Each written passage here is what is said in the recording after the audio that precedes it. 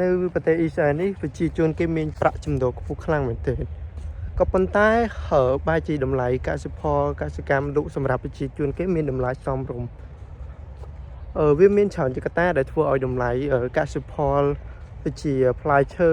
បន្លែអីហ្នឹងលក់សម្រាប់ប្រជាជនគេមានតម្លៃសមរម្យក៏ឬតម្លៃខ្ទាបគឺសម្រាប់ខ្ញុំគឺថាវាខ្ទាបមែនទែនវាខុសពីនៅស្រុកយើងវាមានច្រើនជាកត្តាដូចជានៅទីនេះគេធ្វើកសិដ្ឋានបែបខ្នាតធំដូចជានៅកន្លែងខ្ញុំនេះកសិដ្ឋានរបស់ខ្ញុំគឺខ្នាតធំខ្លាំងមែនទែន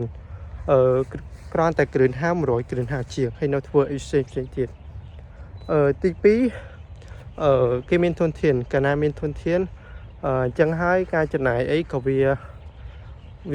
បានផលមកវិញទីថាយើងអត់មានជាពាក្យធនាគារមានអីក៏វាគឺជាកត្តានឹងមួយដែរហើយគេមានសម្ភារៈគ្រប់គ្រាន់សម្រាប់ការវិនិយោគទៅលើវិស័យកសិកម្មហ្នឹងទី3គឺប្រជាជនរបស់គេគឺជានិយមខ្លាំងមែនទែនដែលធ្វើឲ្យការគ្រប់គ្រងផលិតផលរបស់គេវាអត់មានសល់ហើយក៏មានការនាំចូលមកពីក្រៅប្រទេសអញ្ចឹងហើយគឺតម្លៃតែគេលក់បានគឺតម្លៃសមរម្យក៏នៅចំណេញដែរនៅទីនេះម្ចាស់កសិដ្ឋានភាគច្រើនគឺមានខ្លាំងមែនទែនហើយទី4គោលនយោបាយប្រទេសគេដូចជាការលើកទឹកចិត្តក៏ឬ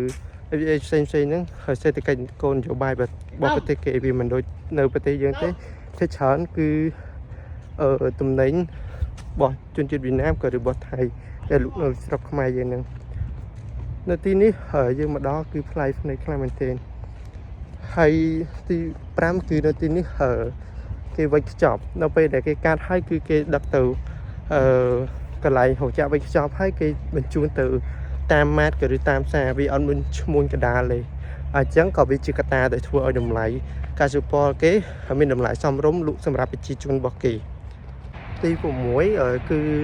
នៅប្រទេសអ៊ីស្រាអែលហ្នឹងមានបច្ចេកវិទ្យាគឺទំនើបខ្លាំងមែនទែនទៅលើវិស័យកសិកម្មហ្នឹង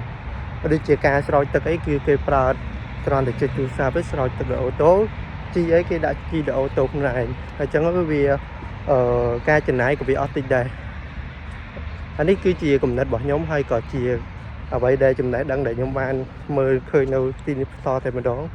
គឺខ្ញុំគិតថានៅទីនេះគឺវិស័យកសិកម្មរបស់គេគឺដើរខ្លាំងមែនទែនដោយសារតែ